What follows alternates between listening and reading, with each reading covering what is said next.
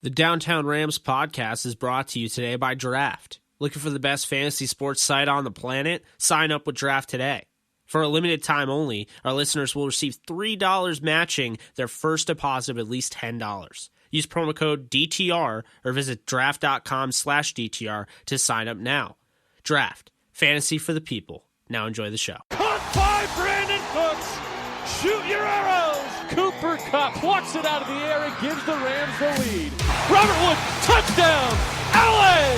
Goff goes crashing into the end zone. Aaron Donald almost beat the football there. Corey Littleton, have yourself a day. Picked off.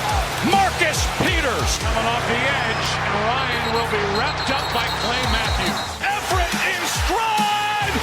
Wow. Franklin Myers gets his hand down there. Leto got a hand on it. Did he pick it? He did! Racing down the sideline is Aqib Talib. Gurley for MVP! Touchdown LA! Picked off by John Johnson. Well, it's Dante Fowler who is able to get to Breeze. Greg Zuerlein sends the Rams to the Super Bowl! LA will play for the Lombardi! Welcome back, guys, to another Downtown Rams podcast. It's episode 233. I still can't believe that. We've been doing a lot of episodes, but this one's a little different. In the wake of the Rams signing Steven Jackson to a one-day contract to retire on St. Louis Ram, Los Angeles Ram, I don't care where you come from, you're a Ram.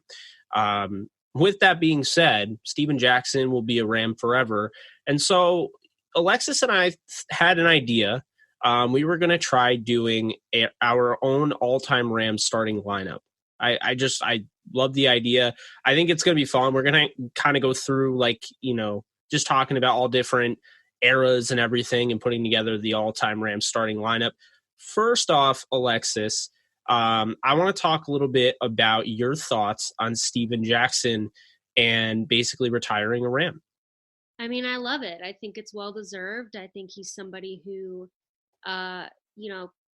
basically carried the team for the entire time he was on the team. I mean, let's face it, he wasn't on the best Rams roster of all time, and yet he still found ways to outperform many other running backs in the league. He was insane to watch. He was a guy who you loved to watch because you could tell he gave 110% every play. And he is honestly one of the, I think, hardest working Rams of all time. And I think it was well-deserved. I think it was really special, not only for us as fans, but for him to get to retire a Ram. And I love the move. Yeah, I do too. I think you definitely hit the nail on the head there. Steven Jackson, before, all this beast mode with Marshawn Lynch, Steven Jackson was beast mode. And I feel like, you look at every running back in this league and, albeit there are, power runners, but I don't think anything is quite like Steven Jackson in today's era. I mean, I think that's the craziest thing is his style of running has stood the test of time.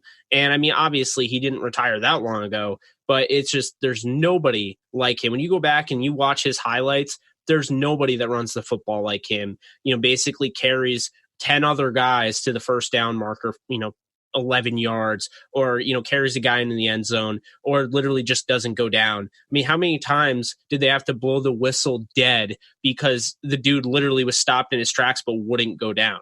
He'd get his helmet ripped off. He'd get knocked out of bounds. He'd get right back up. I mean, he was just a freak of nature, really. Oh, for sure. He's insane. He's still a beast. I mean, we watched him take a handoff from Jared Goff just for fun at the Rams training camp, and he still looks like he could play football. I mean, he's just insane, and I'm really happy that he got to retire Ram. I am too, and I would be lying if that was so powerful. I got goosebumps when I saw Jared Goff hand off the ball to Steven Jackson. It was like, part of me was like, I mean, it's not realistic, but part of me was like, can Jackson just sign 1 year, just be on this roster, and when they win the Super Bowl, he can get a Super Bowl? I mean, he deserves it. But obviously that's not realistic. Still got it though. All right, so let's get into it because, we're talking about Steven Jackson and he's probably not going to make this list, unfortunately, because it's just the starting lineup. So before everyone at home that's listening to this or, watching it, flips out. And just remember, it's just the starting lineup. So first off, quarterback, I'll let you start off. Who is going to be our starting quarterback? Because we're putting this team together. On the all-time Rams starting lineup, it only seems fitting that we have my favorite Rams starting quarterback in history, Kurt Warner himself. I think not many people would argue that Kurt Warner deserves this spot. I think the story of Kurt Warner makes it all the more interesting and all the more powerful. But Kurt Warner was the quarterback of the only Super Bowl winning Rams team. And not only was he their quarterback, he was one, if not the only reason that they even made that Super Bowl.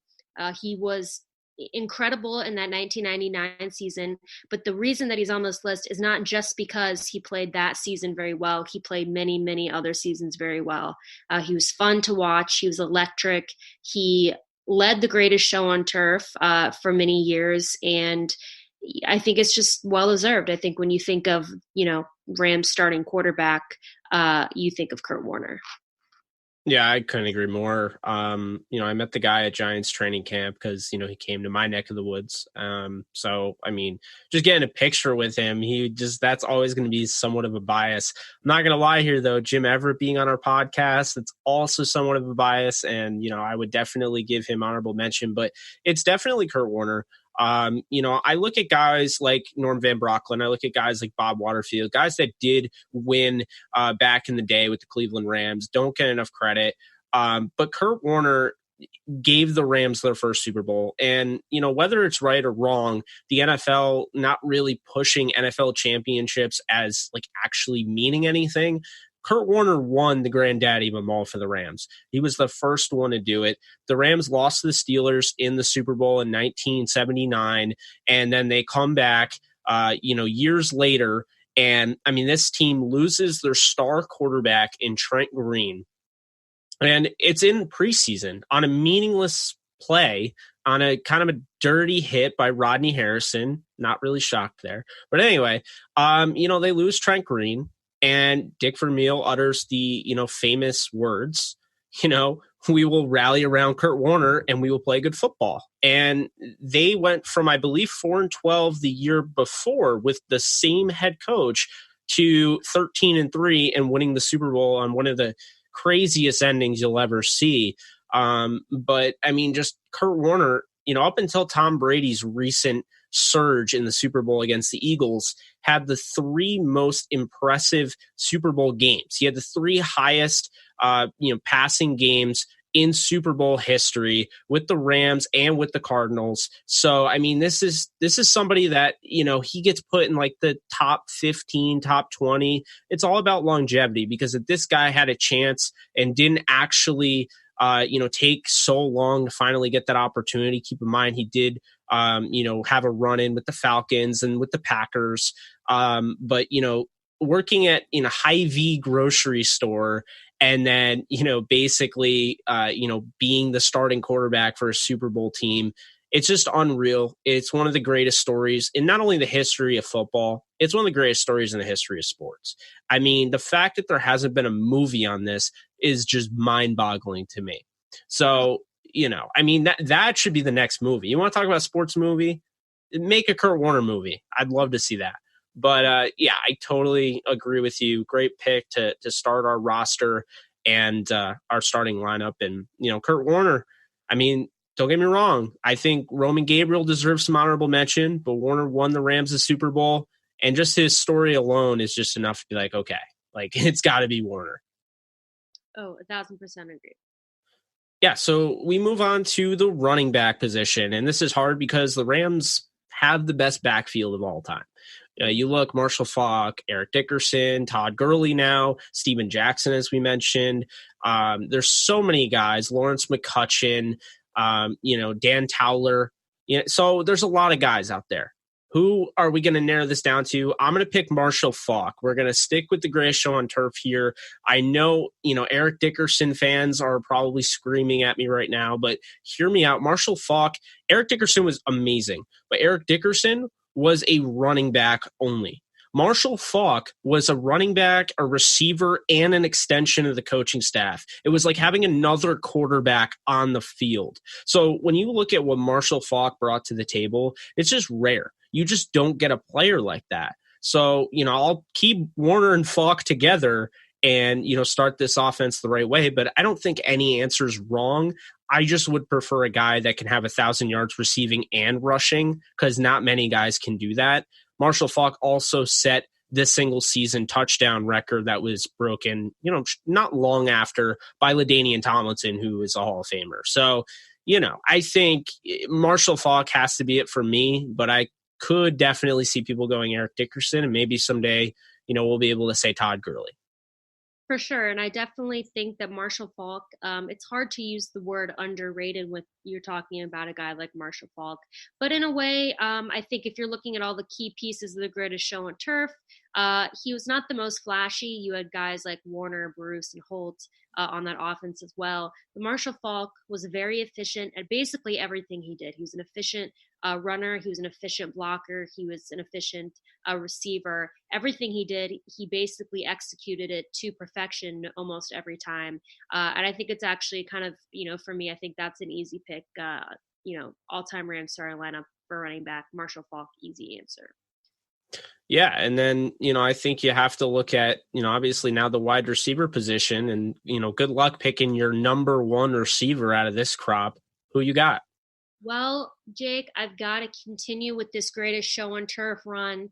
My greatest wide receiver, all-time Rams starting lineup is got to be Isaac Bruce. Now, hear me out.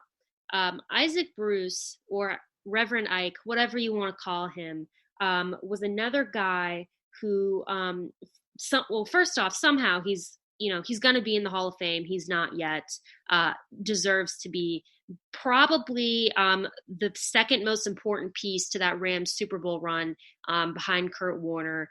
He was just an electric receiver. You could rely on him. He did everything you needed him to do.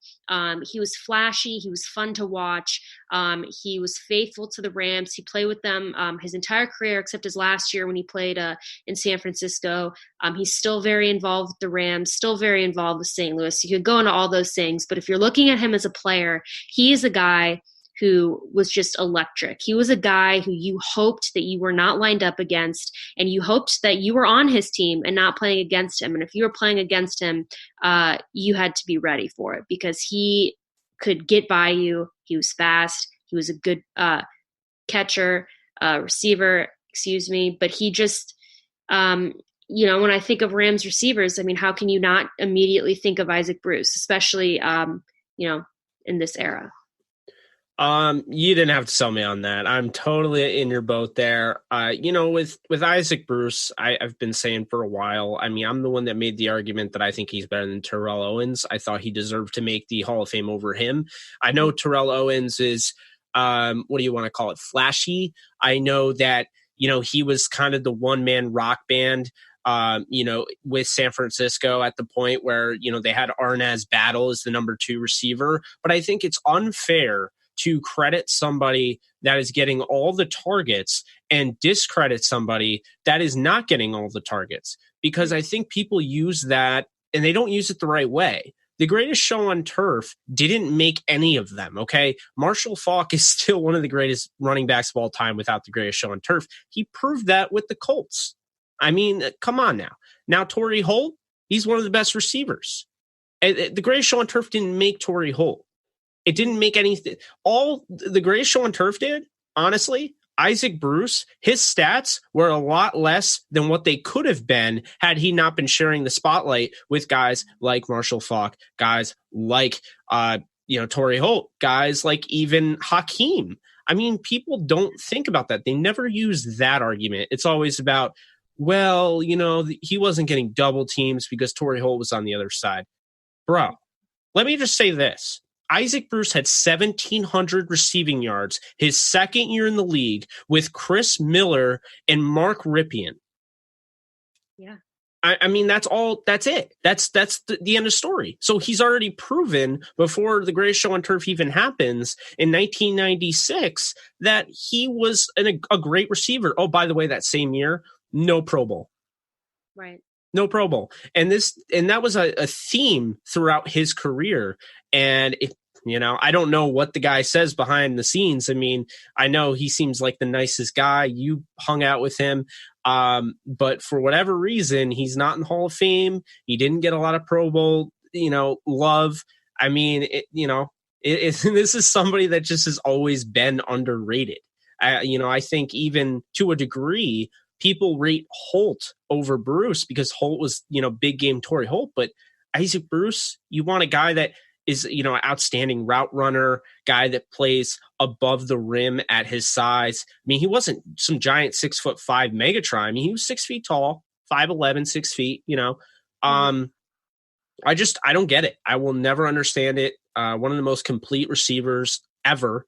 And he is the one that gets the crap end of the stick. And the fact that he's not in the Hall of Fame is just atrocious, just ridiculous. I think he'll get there. I think it's a shame that he hasn't already because he definitely deserves it. Yeah, I definitely agree with you. So my next receiver, I'm going to obviously go with Torrey Holt. So we're starting off our all-time starting lineup with 4 greatest show on turf guys. Not bad for being one of the greatest offenses ever, maybe the greatest offense ever. Torrey Holt, I mean, 10 straight seasons of, 1,000 yards receiving. He was incredible. He really was. And, they got him at NC State. He was already a really, really talented prospect, but they added him to that greatest show on turf team. His rookie year, he made an impact. This is somebody that instantly was ready to go. There wasn't really a learning curve with him. He just kind of jumped in, was that guy. Another guy I think he was 6 feet tall, 6'1", really did a nice job playing above the rim. I thought he was one of the best, jump ball guys in the NFL. And he still, to a degree, kind of got overlooked because there was Randy Moss, there was Marvin Harrison, there was Chad Johnson. I mean, there were all these different receivers that were in his class, and noticed the guy that was on the Rams kind of got pushed below them. When in reality, I think he was better than Chad Johnson. I do think he had an argument at the time with Moss. Keep in mind, Moss had that I guess like that sequence in his career where like you didn't know where he was going. After he was gone from the Minnesota Vikings, he went to the Raiders, and it was kind of like, what's going on here? Kind of similar to Antonio Brown, right? It's like the same exact circumstance. But I mean, really, I think Torrey Holt has gotten overlooked. Bruce has his whole career, but I thought Holt was definitely overlooked. And I think, you saw that with a lot of guys. I mean, it's funny how that is, but Holt should definitely be a Hall of Famer. Obviously you picked Bruce. I think Bruce should be a Hall of Famer before Holt. But I mean, yeah, I think starting your offense, and obviously this happened, but starting your offense off with Kurt Warner, Marshall Faulk, Isaac Bruce, Torrey Holt is the way to go. And I mean, don't get me wrong, we could have said Henry Ellard, we could have said, Tom Fears, somebody like that. But, I think Torrey Holt and Isaac Bruce are the 2 best Rams receivers all time. They are. And we're going to go with the third here. We've got our quarterback, running back. We've got 2 receivers. We've got 1 more. But we're gonna change the pace. We're not going to go with someone from the greatest show on turf. Now, finally. were there some other good receivers from the greatest show on turf? Of course, you got guys like you mentioned, Hakeem, Ricky Prohl, that we could have, maybe put in this third spot, but we're not going to go with the greatest show on turf. We're going to throw it way back to Elroy Hirsch. Now, he is a guy that probably maybe newer Rams fans probably aren't going to know who this is. Maybe they will. Maybe they've heard the name a little bit, especially if you come from a family of a lifelong Rams fanhood. But Elroy Hirsch is a guy who, is someone who, I have to be honest, this is a guy who I first learned about just by looking up Rams stats. Not a guy I had heard of, not a guy who I'd even seen film on, but I looked him up. I looked at his stats. I mean, 54 touchdowns, 8.3 yards per catch, put up 66 receptions, and he had 1,495 yards, 17 touchdowns in a 12-game season. I mean, that's insane. I mean, that's in an era where that never happened. That was just beyond its time. It's it's crazy. No, I love the pick. I do. I'm pretty sure his nickname was Crazy Legs. It was Crazy Legs. Yeah. And there's actually a movie. I don't remember what it's called. It's probably called Crazy Legs Hirsch or something. But I actually watched it on YouTube. It's actually a pretty good movie. It's about Elroy Hirsch, and I'm pretty sure he plays himself in it. And it's a good movie. I think they filmed it like during the Rams season. It's in black and white, but I mean, so is Twilight Zone. And if you don't like Twilight Zone, you're not my friend. So with that being said, Elroy Crazy Legs Hirsch, let me just tell you this, okay? America's pastime, that's considered baseball. Baseball, they do such a great job at preserving history. I mean, just go to Cooperstown. If you've never been, you have to go. There's so much history that has been preserved by the Baseball Hall of Fame. Now, unfortunately, I'm not trying to rag on the Football Hall of Fame because I don't think it's their fault, but I don't feel like the NFL does enough to really push guys like Elroy Hirsch. I mean, he had one of the most dominant seasons for an offensive skill position player ever in an era where, I mean, they played 12 games. You said it yourself. He had 17 touchdowns. He had 1,400 receiving yards on 66 receptions. That was not the game back then. It was a running game. That's all it was. So he came in and just completely changed the course of it. And it's like this guy, people don't even know who he is. It's crazy. Crazy Legs. Come on. And with that, Jake, you got to throw in the tight end here because we got to know who this is. Yeah, so this is my boy. He's been on the podcast before. I'm definitely, I would definitely say I'm friends with him and a couple of his family members. Joe Holohan. It's Pete Holohan. So shout out to Joe, because Joe actually got me the interview with Pete.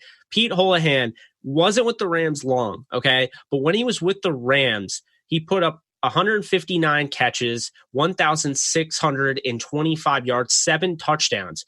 That was pretty much better than his time with the Chargers. Now, hear me out here. Pete Holohan was also in an era where tight ends just they weren't like Gronkowski. They weren't a focal point of an offense.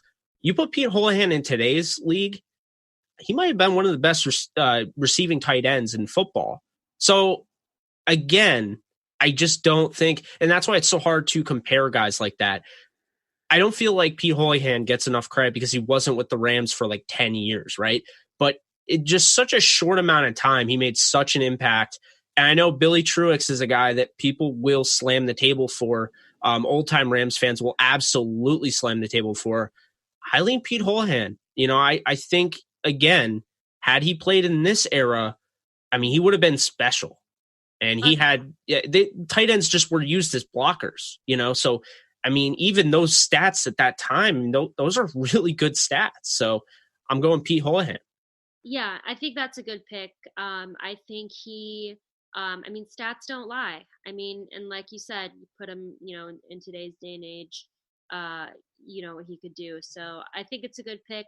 Again, other people might, disagree with that one, but I think it's good. And with that, I'm going to move on to the left tackle position. And it's really not even close for me on who the best Rams left tackle of all time is. Everybody should know this answer already, and it's Orlando Pace. Orlando Pace is a freak in the best sense of the word. I've seen him in person. I've stood next to him in person. He is just this huge guy. There's no other way to put it. And when you watch him play, he absolutely mauled past people. There's a reason that he invented the pancake. He was absolutely lethal at left tackle. It was very hard to get by him. He destroyed people. He showed no mercy. And there's a reason that he's in the Hall of Fame. I mean, Orlando Pace, he's just incredible. And I think it was a very easy pick to put him at left tackle. Just like it was easy for the Rams to trade up for the Ohio State product. I mean, Orlando Pace is one of the greatest football prospects ever. I mean, when you look at this is the thing I want to bring up, because I know people were comparing Greg Robinson to Orlando Pace back in the day when the Rams did select Greg Robinson. And I just was looking at that. I'm like, did you watch Orlando Pace's college film? Because guess what? He only got better as time went on, and he's considered like when you're talking about quarterbacks and they'll be like, oh, the best prospect since John Elway or since Peyton Manning, right? Those are the guys they use. Left tackle, it's Munoz and it's Orlando Pace and Jonathan Ogden. It's those three guys that are named. Orlando Pace is one of the greatest left tackles of all time. He's a Hall of Famer. Wish he would have gone in the Hall of Fame with Kurt Warner. I feel like they did that on purpose, but I won't go there. Orlando Pace is the greatest left tackle in Rams history. It's not close. Had Jackie Slater played left tackle, then you would have had a legit argument. But Jackie Slater, despite some people, because I see it all the time, Jackie Slater, left tackle, I see people say that across message boards and on Twitter. Jackie Slater played right tackle. So, and actually back in the day, your best tackle was on the right side. It's changed now. Obviously, you want to protect that blind side. But back in the day, it was the right side, and that's why Jackie Slater played there. So this is, again, great pick. It's, obviously Orlando Pace, and I mean, there's not really anyone even close. I mean, honorable mention would probably go to Whitworth, honestly, just because of the talent he is. But you're not getting Whitworth in his prime. You're getting Whitworth when he was on the Rams, and he's towards the end of his prime, which even still, he's one of the best tackles in football. But I mean, Orlando Pace was arguably the best. I think the only one that you could argue against him was probably Jonathan Ogden of the Baltimore Ravens, but at his time, of course. But yeah, I mean, he was the best for the Rams. So I love that pick. I'm actually going to go, and people are going to hate me for this. Like, old school Los Angeles Rams fans are going to hate me for this, but I'm going to go not Dennis Hara. I'm going to go Roger Saffold. And I know I'm going to get so much hate. I mean, we haven't said anyone of current, and we didn't even mention Todd Gurley or anybody like that. Going Roger Saffold. The guy is just, I mean, he was unreal. Okay. He was the 33rd overall pick in the 2010 draft, the same year to protect Sam Bradford, left tackle, right? Well, it didn't work out. Okay. They realized he was more of a guard. And as far as talent, Roger Saffold is one of the most talented guards in football right now. He's with the Tennessee Titans now, but Roger Saffold with the Rams was just, I mean, he was really he's a physical freak, in my opinion. Guy gets to the second level like it's no problem at all. He's got so much power, and honestly, his issue was injuries. Well, once he got that shot in his shoulder, the cortisone shot or whatever, or he had surgery or something like that, I swear to God, the dude stopped getting injuries, and he just buckled down and became one of the best guards in football. Look, I would absolutely put Dennis Hara here, but I want to give Roger Saffold the credit, because without Roger Saffold, the Rams are not in the Super Bowl this past year. Okay. Roger Saffold actually signed a deal with the Oakland Raiders in free agency. It was because of a failed physical on that same shoulder we're talking about is how he ended up re-signing with the St. Louis Rams, going to Los Angeles, and becoming one of the best guards in football. And for that reason, I'm going to give him some love. You could make the argument for Dennis Hara. I had Dennis Hara up until this point, and this is just kind of like a thank you to Roger Saffold. So I'm saying Saffold. I'm expecting to get so much hate for it, but I mean, you can't go wrong. He's still he's a great guard. Yeah, I like that pick, actually. I think for nostalgia reasons, and especially if you're thinking of guys who really kind of embody being a Ram. I think you can definitely think of Roger Saffold, the guy who played in the good times, the guy who played in the bad times, and in my opinion, pretty much kept up the consistency and performed well for us. So I don't hate that pick. But for center now, I'm throwing it back again. I'm going way back again, and I'm going Doug Smith with center. Now, again, probably a guy that not many current Rams fans might know, but he was, um, how would I describe this? I would say he's probably a guy that he wasn't flashy, but he was consistent. He did his business, he did his job.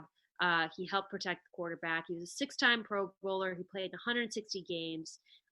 There's not really another center, in my opinion, for the Rams that kind of comes close to that type of consistency. So for that reason, I'm going with Doug Smith. Yeah, I would probably agree with you there. The only other one that I would really say is Rich Saul, who was actually the center before Doug Smith. I got a lot of flack for writing Doug Smith in my all-time rankings on, it was like 2 years ago on DTR. I did an all-time Rams list over Rich Saul. And, I think it's close, but I feel like Doug Smith was a better center than Rich Saul. That's just me. I think you could go either one, but I do really like Doug Smith. And so I like that pick. My next one is going to be a Hall of Famer. It's going to be a guy that had 11 Pro Bowls. It's going to be a guy that's, he's played in 162 games, and that's Tom Mack. You're just getting reliability. You're getting like a total. I mean, he's basically a stone wall in itself. Obviously, again, I'm already hearing the hate I'm going to get with Dennis Hara not being on here, but Tom Mack is a no-brainer Hall of Famer. Again, 11-time Pro Bowler. And this isn't an era where like guys would make all pro lists and they wouldn't make the Pro Bowl, and he made the Pro Bowl 11 times. So I don't know. I mean, he's one of the best ever. Obviously, he was inducted in the Hall of Fame in 1999. So I would definitely say him.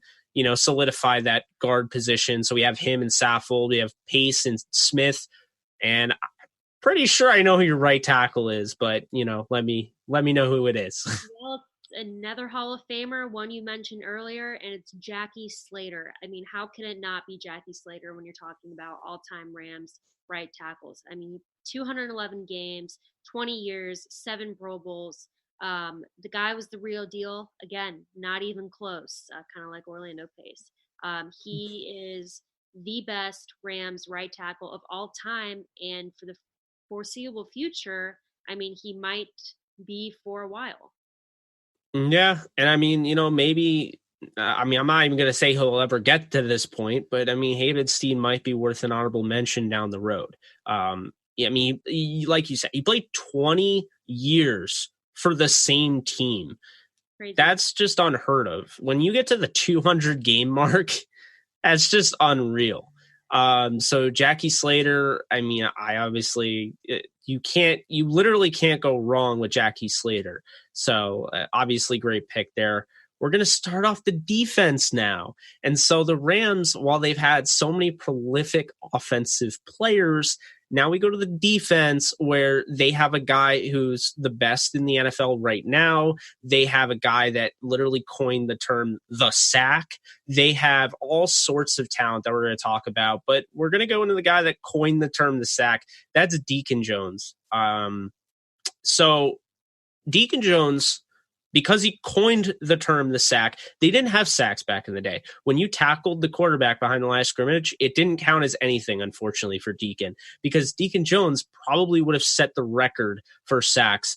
I forget who, but someone back in, went through all the archives, or they claim that they went through all the archives, and he ended up with more sacks than the leading all-time sack leader right now, Bruce Smith. So kind of gives you an idea. Deacon Jones, like the headliner of the Fearsome Foursome Rams. Keep in mind, though, the Fearsome Foursome Rams were insane. I mean, Merlin Olsen, Lamar Lundy, Rosie Greer. No one talks about Coy Bacon, the most the most forgotten Ram on that defensive line, and he's never mentioned in that Fearsome Foursome category. But they had so much talent there. So we're gonna start this off. Deacon Jones, no brainer at defensive end. Yeah, I mean, I agree. It's a total no-brainer. Like you said, had the stack kind of been around at that time, he would hold the record for that. Absolutely insane. A guy who many people have heard of him for a good reason.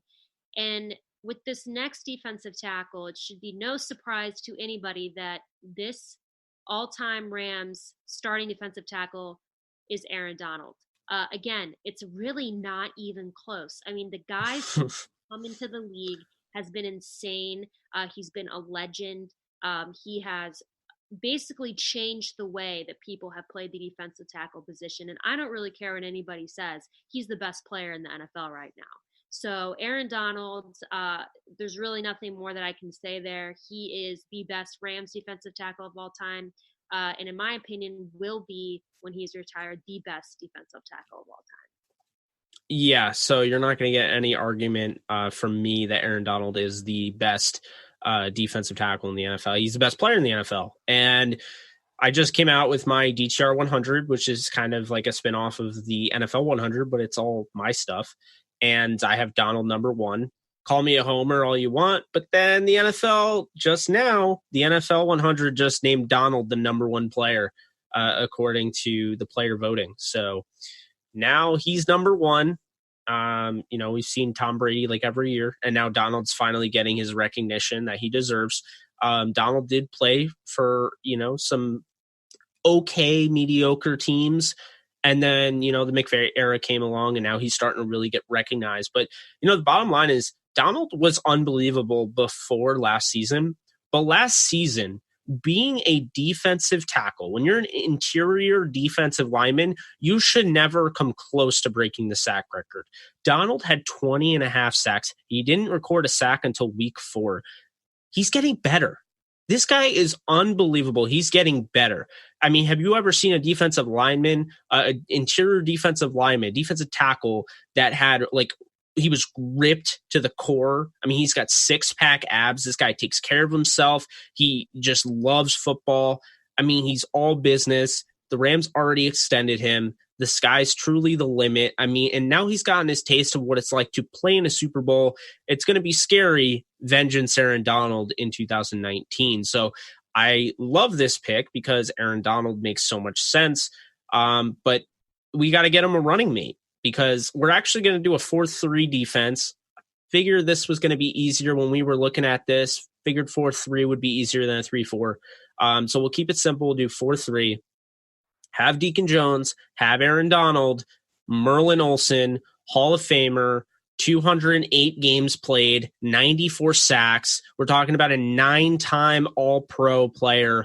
I had the pleasure of speaking with his brother, Phil, and I mean, Merlin Olsen is just one of the greatest ever. And honestly, at this point, while Donald is unbelievable, I don't know if I would have put Donald number 1 over Merlin Olsen, because I feel like he's not quite there yet. He might be, but Merlin Olsen was just another level. That's why the fearsome foursome stand the test of time, even in the 60s, right? Because you talk about Deacon Jones invented the term sack. Merlin Olsen was a defensive lineman that had almost 100 sacks, right? So, I mean, just looking at like the talent that they had there, it's just crazy. And so now you add Aaron Donald, Merlin Olsen, Deacon Jones, and your defensive line is one of the best that a team can really put together. The Rams have, despite only having 1 Super Bowl and 2 NFL titles to their credit, they have some of the greatest players to ever play this sport under their branch. And I mean, no one can take that away from them. But now we'll go over to the last defensive end position, because we have Deacon Jones on one side. Who's starting across from him?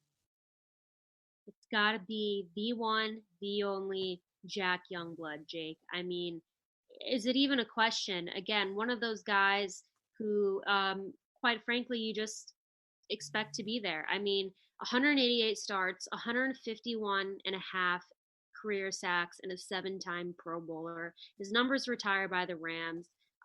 He was just, again, an insane guy, a defensive genius, and no doubt that he deserves to be on the all-time Rams starting lineup. Yeah, and he played with a broken leg too. That's that's one of those things that just doesn't like process with me. I mean, I just can't even deal with that. Like, I couldn't play with a sprained ankle in my baseball game. Okay. Like, he played with a broken leg, Alexis. Like, what is that? No, I love the pick. Obviously, Jack Youngblood was he's one of the all-time great Rams. He's one of the most recognizable names to this organization. Honorable mention would probably go to Kevin Green. Kevin Green kind of gets the crap end of the stick here, because you're not going to put him over Deacon Jones. Honestly, if there was ever a tiebreaker, I'm giving it to the guy that wants to be considered a Ram over the guy that views himself as a Steeler. Love Kevin Green. Love the fact, once a Ram, always a Ram.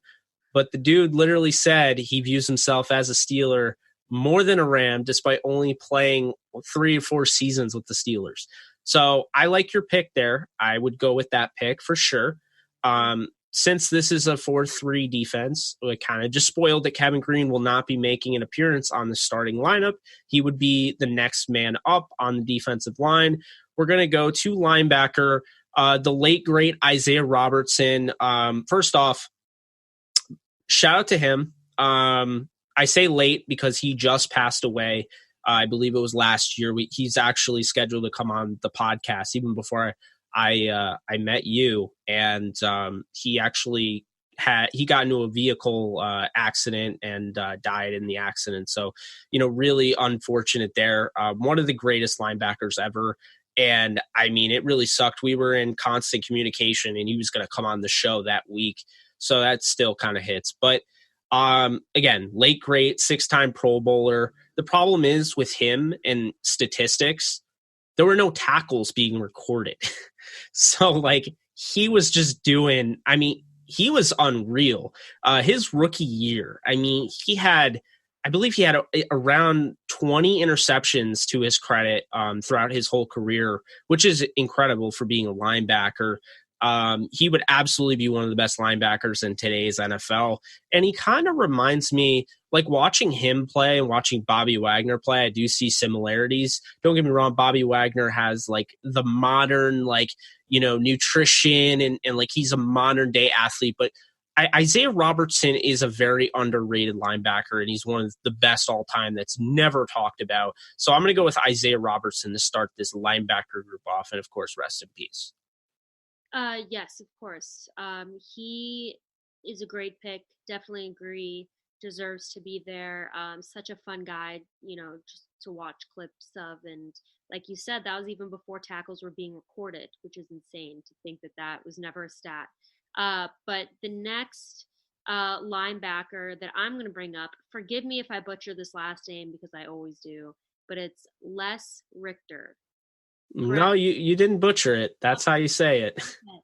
And this is a guy who honestly, I was not super aware of until this, but he's a guy who the Rams literally traded 11 players to acquire him, which is something that you would never see today. I mean, that is an insane number of guys to give up for one player.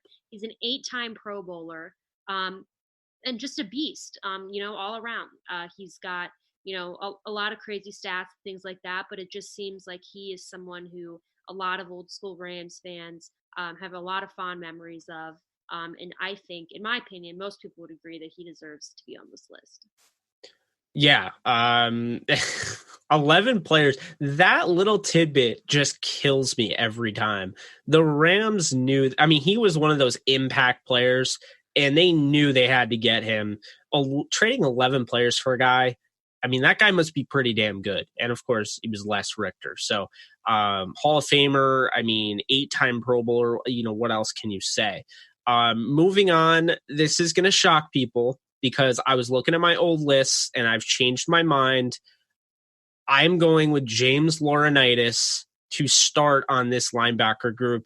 I don't think he gets enough credit because he played in St. Louis, and there are still, I love all the Rams fans, right? But there's still some LA Rams fans that don't recognize that St. Louis Rams happened. And I don't think that's fair to guys like James Laurinaitis that gave their blood, sweat, and tears every single down for their team. He's the all-time Rams leading tackler.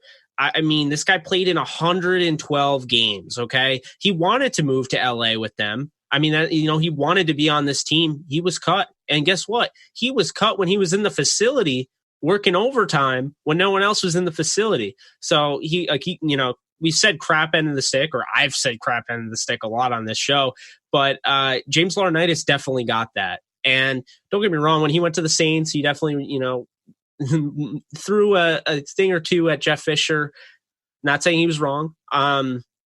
But, I respect the hell out of James Laurinaitis. I appreciate what he did. He was a constant 100 tackle plus guy every single year. He was never the supreme athlete of, the guys in the league today with like a Jalen Smith. He wasn't like a super athlete, but hard-nosed player at Ohio State, second round.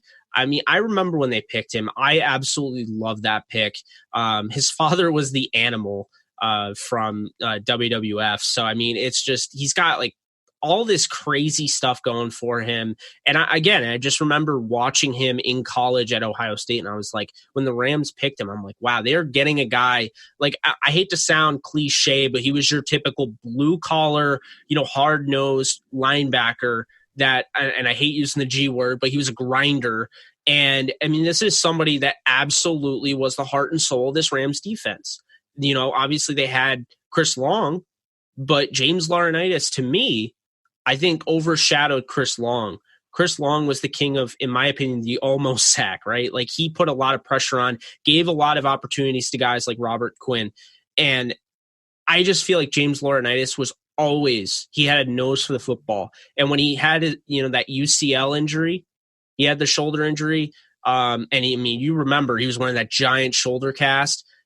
That was really the end of the James Laurinaitis we knew. But still, you didn't hear any complaining. The dude went out, tried to perform, his best at 100%. He was not 100%. And that's why, to me, James Laurinaitis absolutely deserves recognition, and he makes this starting lineup. Oh, yeah, I definitely agree that he deserves to be on this list. Like you mentioned, a guy who just gave everything he had, every down, every play. He, unfortunately, had to go through many, many rough years in St. Louis. The team was not great. For a lot of different reasons. And then obviously, like you said, he ended up in the end getting cut by the Rams, which was unfortunate and not fair, but it's the way it is. But he definitely deserves to be on this list. And like, not a flashy guy, but a guy who has, produced results. Like you said, he is the Rams' all-time leading tackler for a reason. So definitely worthy of being on this list. And now we're going to go to the cornerback position, and we're going to go with the guy who, again, it's not even close. We're going with Dick Night Train Lane. I mean, when you think of a Rams cornerback, you think of a classic Rams corner. Of course, you think of Night Train Lane. I mean, 7 Pro Bowls, 68 interceptions. The guy was just a freak. He was fun to watch. And really kind of, an original, I believe he was an original LA Ram. I think he played in that, original inaugurating season in LA. I could be wrong. But I mean, just a guy who was, stats don't lie. And if you ask any faithful Rams fan who one of the best Rams corners of all time is, they're going to tell you Night Train Lane.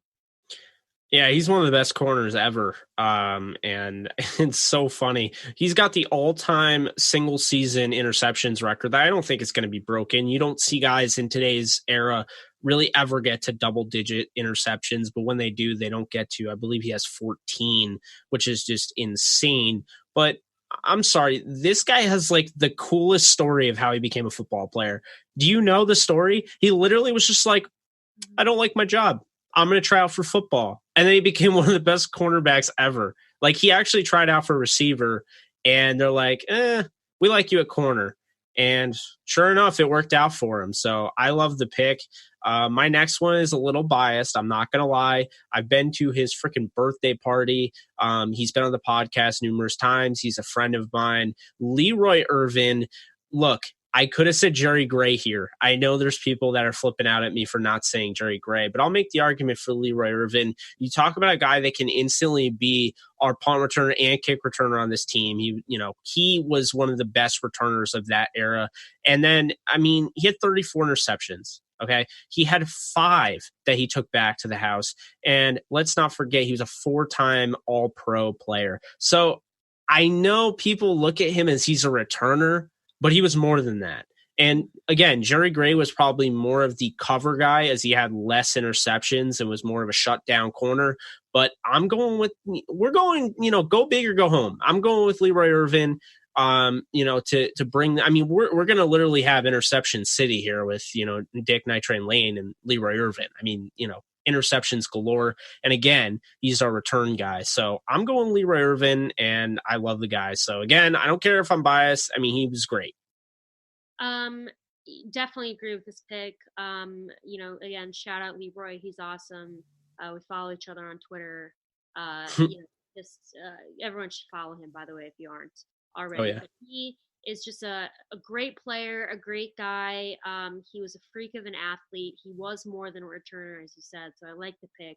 And next, we're gonna go to the free safety position, and we got to go with Eddie Meador. I mean, he's the franchise record holder for interceptions, blocked kicks, fumble recoveries, and he was a 6-time Pro Bowler. I mean, the guy was a beast. He was a physical freak. And he is well deserving of being on the all-time Rams starting lineup. Yeah, that's not going to get any argument from me. He blocked 10 kicks. I don't even think that's really. I don't think anybody's even close to that in today's era. And don't get me wrong, it's a different era, but 10 block kicks is insane. He has the single season record for block kicks. He has the single season Rams record for interceptions. And he has 46 all-time interceptions. So, this is somebody. I had Roman Gabriel on the show, and he was very quick to be like, don't forget Eddie Meador. This is somebody that absolutely should be in the Hall of Fame, and he's not. And he is the Rams' all-time leader in interceptions. He knew that. He was very quick to shout him out on the show. So I love the pick. I'm going to follow it up and close out this whole awesome segment because I'm so glad we did this. I think it's been a lot of fun. I'm going to close it out. Oh, by the way, Leroy Irvin was a Kansas Jayhawk. And the reason I bring that up is because Nolan Cromwell is from Kansas, a Kansas alumni. As you guys know, I am a Kansas Jayhawk fan. And Nolan Cromwell, 37 interceptions, 4-time Pro Bowler, an 11-year career with the Rams, played his whole career with the Rams. He's one of the best. I honestly, I love him. I'm picking him. I mean, there's so many interceptions to go around. I mean, we basically have the all-time leader in interceptions for Rams history. We have a guy that had 34 interceptions that took 5 of them back in Leroy Irvin. We have Night Train Lane, who had 68 interceptions. Now we had Nolan Cromwell, who had 37 interceptions. Talk about a beefy secondary and a secondary you don't want to throw on. That's why I'm going with Nolan. Great pick. Absolute stud. Definitely deserves to be on this list. And yeah, I mean, you think of Rams safety all time, you definitely got to mention Nolan Cromwell. But we did it. We made it through all of the positions. Real quick, I think we can both agree on a kicker. Jake, Oh yeah. Well, actually, I don't know who you're going to pick. I'm sticking. Here's the thing. Recency bias is Zerline, right? Mm-hmm. Wilkins was great. And I also have to shout out friend of the podcast, Mike Lansford. If you don't know who that is, he's the barefoot kicker. Yeah, he's got a whole story on that. Pretty awesome stuff. But I will stick with Greg Zerline because this guy's going to break the all-time record for longest field goal. It's coming. I don't know when it's going to come, but it is coming. And he brought the Rams to the Super Bowl. If he misses that field goal, the Saints still could have had a chance of winning. So I'm going to go Greg Zerline. And then I think the punter is the most obvious one. Johnny Hecker's the greatest punter of all time, and he's not even done with his career. So Johnny Hecker. I agree. Well, we did it. Thanks for listening. We got our all-time Rams starting lineup. And of course, if there's something that you think we missed or someone that we missed, feel free to tweet us because I think, again, this is something that, some of these people might disagree. Yeah. And for those of you that are watching, this is our first time doing video. So not our first time. It's definitely not our first rodeo. I mean, you were in the picture the last time. This is our first time doing this thing. But right. I think it went relatively well. I guess we'll find out. But if you guys like what you hear, be sure to subscribe, leave a review wherever you get your podcasts. Also, if you want some DTR merch, you want the McVeigh 2020 shirt, any merch like that, it's all over social media. It's plastered all over social media. And be sure to check out my DTR 100, please. I spent a lot of time on that. So thank you guys so much, and you guys take care.